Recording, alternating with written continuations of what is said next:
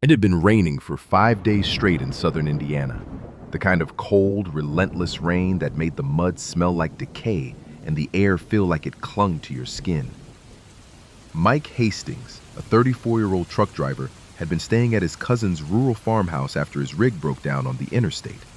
The area was surrounded by endless cornfields, bordered by old woods no one ever seemed to enter.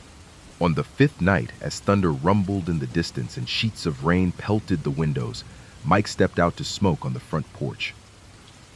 That's when he saw it. A figure standing motionless in the corn, about 20 feet from the edge. No umbrella, no flashlight, just standing there, watching. At first, Mike thought it was a scarecrow, but then it moved, just slightly, enough to make his stomach drop. He called out, asking if they needed help. No answer. He flicked his cigarette, stepped inside, and grabbed a flashlight. When he returned, the figure was gone. But footprints remained, deep, human, barefoot, and they led straight to the porch. But none led away. Darren McAllister, 41, was driving home late one night after visiting his mother in a nursing home just outside Jackson, Mississippi. It was pouring so hard that his windshield wipers couldn't keep up. Around 1:30 a.m., as he turned onto a winding stretch of rural highway, his headlights caught a woman standing on the side of the road, soaked, wearing a pale dress. Thinking she might have been in an accident, Darren pulled over. As he lowered the passenger window, she leaned in slightly, her long hair dripping rainwater onto the seat. "Can you take me home?" she asked, voice barely a whisper. Darren agreed. She got in, gave an address, and they drove in silence for 10 minutes. When they arrived, the porch light was on. Darren turned to tell her they were there, but the seat was empty. The door hadn't opened. The seat wasn't even wet. Confused, Darren knocked on the door. An old man answered, and Darren explained.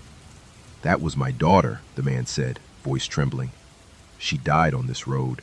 Exactly 6 years ago tonight." On a stormy night in 1998, James and Lydia Kershaw, newlyweds in their early 30s, were driving through the dense forests of northern Oregon. Their car radio began crackling between stations. Lydia reached to turn the dial when a voice broke through the static. "Turn around now. They're watching." They both froze. The voice wasn't a broadcast. It was whispery, close, like it was inside the car. James pulled over, shut the radio off. Silence. Then a knock on the rear window. He spun around. No one. They drove on, silent and shaken, until they reached their cabin, but the unease didn't leave. That night, as thunder rattled the roof and rain tapped on the windows, Lydia went to use the bathroom. She screamed. Written in the condensation on the mirror were the words, "You didn't turn around." Emma Delaney lived alone in a small cottage deep in the Vermont woods. A writer by trade, she enjoyed the solitude until the night of October 3rd, 2013. It began with a scratching sound at her back window. At first, she assumed it was a branch in the wind, but the noise returned, slow and deliberate, like fingernails on glass. Then came the footsteps, soft, soggy, circling her house. She looked outside. No one. Rain fell hard, and the fog made everything look like a painting. But then she saw him, a tall man in a dark coat.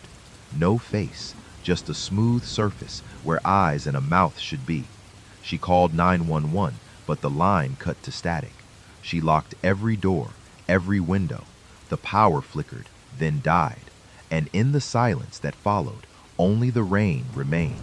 And then a whisper. "Let me in, Emma." Each of these stories was submitted anonymously to an old paranormal forum between 2009 and 2017. IP traces linked them to different states, different people, no known connections, yet each happened on a stormy night. Each described a figure watching, and each ended with something or someone that never left. Maybe you've heard similar stories, or maybe you've experienced something yourself. A glimpse from the corner of your eye on a rainy night. A voice on the radio that wasn't part of the song. A figure in the fog that disappears when you blink.